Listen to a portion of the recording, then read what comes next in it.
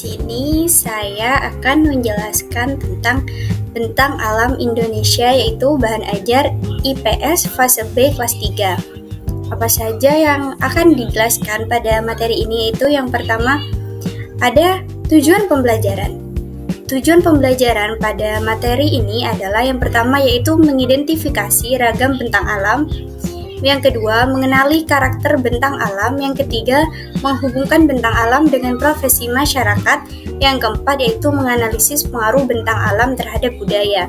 Yang pertama, yaitu mengidentifikasi terlebih dahulu. Kita sebagai guru menjelaskan tentang bagaimana mengidentifikasi ragam bentang alam yang ada di Indonesia. Kemudian, setelah mengidentifikasi, baru kita ajak mereka untuk mengenali karakter bentang alam. Lalu setelah mengenali, kita mengajak untuk menghubungkan bentang alam dengan profesi masyarakat setempat. Setelah menghubungkan dengan profesi masyarakat, kita mengajak untuk menganalisis pengaruhnya terhadap budaya masyarakat.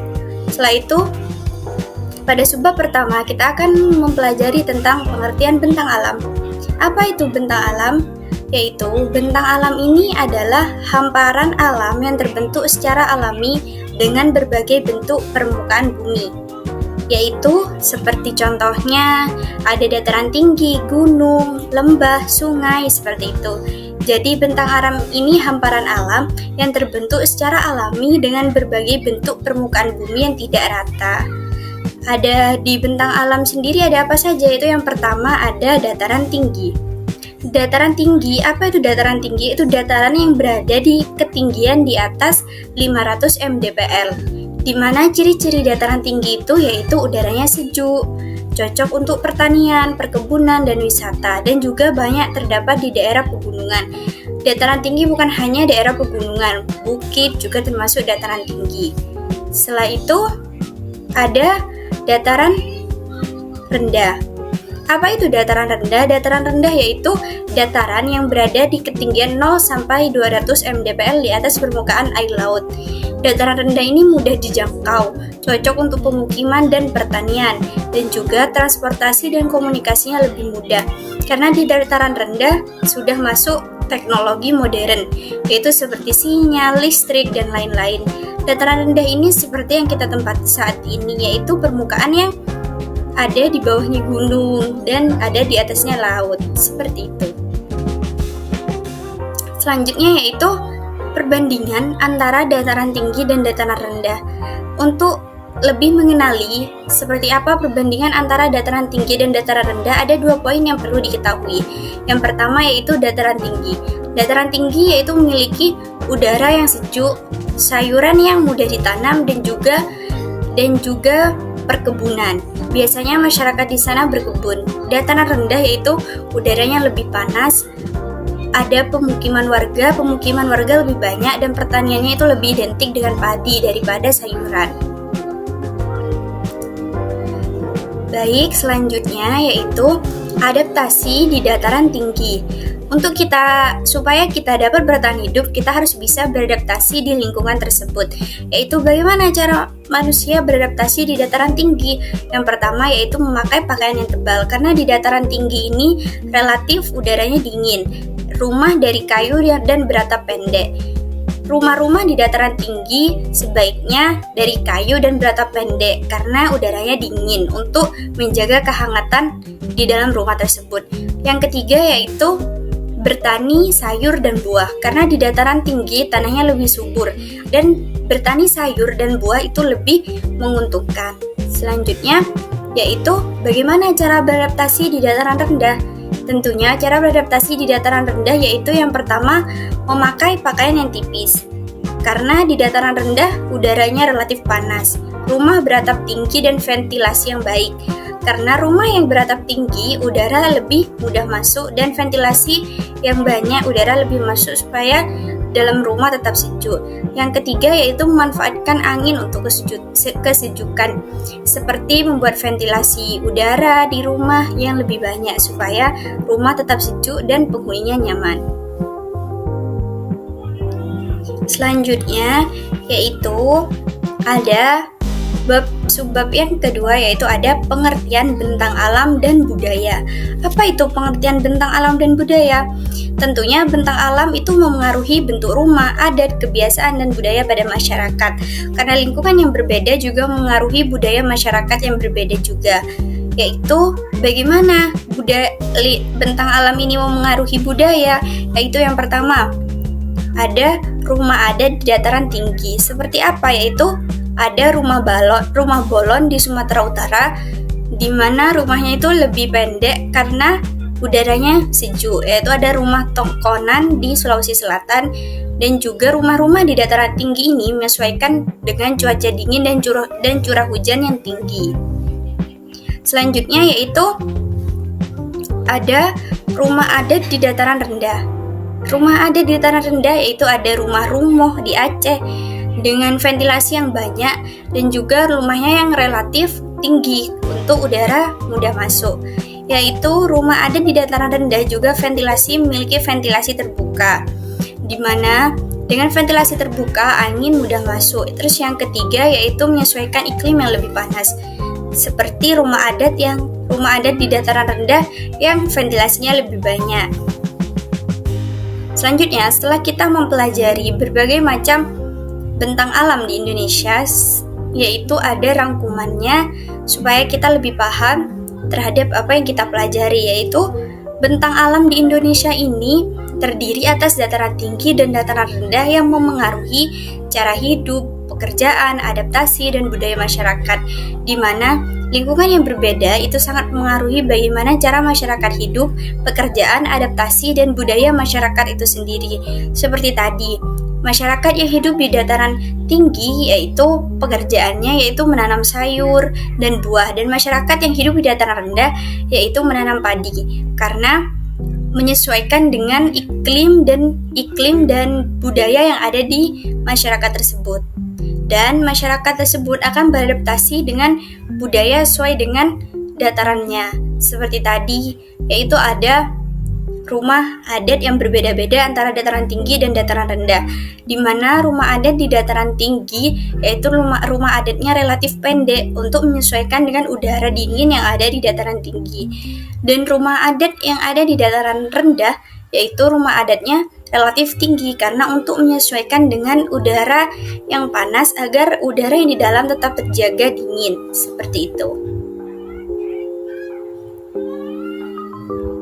Terima kasih sudah mendengarkan video pembelajaran tentang bentang alam yang ada pada fase B untuk anak kelas 3. Di sini selanjutnya kita akan mulai latihan tentang bentang alam di Indonesia. Apa saja yang ada dalam buku tersebut tentang latihannya, yaitu yang pertama ada pada bab 1 kita ada yaitu proyek kelompok, yaitu ada ayo lakukan bersama, di mana yang pertama yaitu guru membagi peserta didik menjadi beberapa kelompok yaitu 4-5 orang. Kemudian guru membagikan LKPD kepada setiap kelompok. Setelah itu, setiap kelompok mengamati gambar bentang alam pada tabel yang diberikan. Jadi guru memberikan tabel yang berisi tentang bentang alam. Setelah itu, selanjutnya yaitu setiap kelompok mendiskusikannya dengan kelompok lain, dengan kelompoknya. Selanjutnya yaitu apa nama bentang alam tersebut, apa ciri-cirinya, tuliskan hasilnya pada tabel yang tersedia. Tabel yang tersedia yaitu yang pertama, tabel pertama berisi nomor. Tabel kedua yang berisi gambar bentang alam. Contoh gambarnya yaitu misalnya gunung. Nah, di situ di gunung ada karakteristiknya apa? Yaitu dataran tinggi, seperti itu. Selanjutnya, setelah kita melakukan tugas ayo lakukan bersama tersebut, selanjutnya guru mengajak murid-murid untuk melakukan refleksi, yaitu ayo melakukan refleksi. Jadi setiap selesai pembelajaran, guru mengajak muridnya untuk melakukan refleksi bersama. Apa saja refleksinya? Yaitu yang pertama, 3 hal yang saya pelajari hari ini. Apa yang murid-murid pelajari hari ini? Murid-murid disuruh menuliskan dalam tabel yang sudah diberikan oleh guru, yaitu 3 hal yang dia pelajari hari ini. yaitu dan juga dua hal yang tidak saya mengerti. Murid-murid disuruh menuliskan dua hal yang tidak mereka mengerti. Misalnya, saya tidak mengerti tentang dataran tinggi, seperti itu. Selanjutnya yaitu perasaan saya setelah mengikuti pembelajaran hari ini. Itu juga harus dituliskan oleh murid-murid, jadi kita sebagai guru tahu apa perasaan mereka setelah mengikuti pembelajaran hari ini. Apakah metode yang kita gunakan itu sudah relevan, apakah menyenangkan, dan apakah murid-murid atau siswa sudah paham tentang apa yang kita jelaskan. Setelah itu, ada latihan pada bab 2. Latihan pada bab 2 ini juga ada permainan yang lebih seru, yaitu ayo belajar lebih seru, di mana guru memberi kartu tempat tinggalku. Guru yang pertama yaitu guru membagikan satu kartu kepada setiap anak. Seperti yang dilihat pada gambar tersebut, ada kartu tentang padi, kelapa sawit, bawang putih, tahu, sapi, kambing, kuda, ikan bandeng, dan lain-lain. Anak-anak disuruh mengamati tabel tersebut karena tabel kartu-kartu tersebut berkaitan dengan bentang alam Indonesia.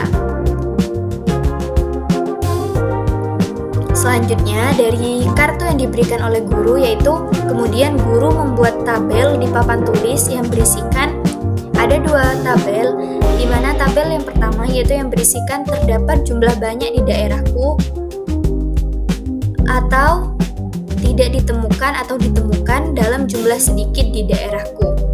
Itu tabel yang kedua, di mana selanjutnya peserta didik memikirkan posisi dari kartu yang mereka miliki, lalu bergantian secara mandiri maju ke depan kelas menempelkan kartu tersebut dalam tabel tersebut. Kemudian peserta didik menempelkan kartu yang sudah diberikan oleh guru tadi, misalnya kartu padi. Jika padi ada di daerah peserta didik, maka peserta didik menempelkannya yaitu pada tabel yang terdapat banyak di daerahku, ya seperti itu. Kan di dataran rendah terdapat banyak padi, maka peserta didik yang berada di dataran rendah itu menempelkan kartu padi tersebut pada tabel yang terdapat jumlah banyak di daerahku. Dengan begitu, peserta didik tidak hanya memahami tentang bentang alam Indonesia, tapi juga tidak hanya memahami secara konseptual, tapi juga memahami secara kontekstual melalui game tersebut. Karena di sini peserta didik diajak untuk melatih kognitifnya lebih dalam dan juga melatih psikomotoriknya. Selanjutnya, yaitu ada ayo melakukan refleksi. Setelah latihan bersama pada setiap bab, guru harus memberikan refleksi kepada peserta didik agar kita sebagai guru tahu nantinya apa yang akan dipelajari selanjutnya, yaitu dan apa yang akan kita buang untuk materi selanjutnya. Yaitu yang pertama ada 3 hal yang saya pelajari hari ini. Seperti contoh, apa yang kita pelajari hari ini yaitu tentang daerah di dataran tinggi, cara beradaptasi di dataran rendah, dan seperti itu. Selanjutnya yaitu yang nomor 2 ada hal yang tidak saya mengerti. 2 hal yang saya tidak mengerti, peserta didik bisa menuliskan seperti saya tidak mengerti bagaimana beradaptasi di dataran tinggi, seperti itu. Perasaan saya setelah mengikuti pembelajaran hari ini. Peserta didik menuliskan perasaan dia setelah mengikuti pembelajaran dan game hari ini. Jadi kita sebagai guru tahu pembelajarannya relevan atau tidak. Selanjutnya yang nomor 3 yaitu ada ayo lakukan bersama. Di mana di bab 3 ini yang pertama yaitu apa bahan yang biasanya digunakan untuk membuat rumah adat tersebut. Mengapa bentuk rumah adat berbeda-beda. Kemudian buatkan tabel, setiap kelompok bersihkan hasil diskusinya di depan kelas. Jadi di sini guru itu membagi kelompok kepada siswa yang ada di kelas tersebut. Kemudian setiap siswa disuruh mengamati rumah adat yang sudah diberikan oleh guru dan diberikan pertanyaan tentang rumah adat tersebut, yaitu apa bahan yang digunakan pada rumah adat tersebut dan mengapa bentuk rumah adat tersebut berbeda-beda. Kemudian setiap siswa membuat tabel tentang rumah adat tersebut, kemudian mempresentasikan hasil diskusinya di depan kelas kepada teman-temannya. Di mana latihan ini yaitu membantu kepercayaan diri siswa dan tanggung jawab siswa. Selanjutnya itu ada proyek Ayo melakukan refleksi. Setelah pembelajaran, guru harus melakukan refleksi. Pertanyaannya sama seperti pada 2 bab sebelumnya, yaitu 3 hal yang saya pelajari hari ini, 2 hal yang tidak saya mengerti, perasaan saya setelah mengikuti pembelajaran hari ini. Selanjutnya, setelah mempelajari 3 bab tersebut, guru memberikan uji pemahaman, yaitu ada pilihan ganda. Salah satu soal pilihan gandanya yaitu bagian permukaan bumi yang memiliki ketinggian di atas 500 meter adalah A. Dataran tinggi, B. Dataran rendah, C. Pantai, D. lembah. Di mana peserta didik di situ harus memilih salah satu dari 4 jawaban tersebut. Jawaban pada soal ini yaitu A. Dataran tinggi. Seperti itu. Selanjutnya yaitu ada soal uraian.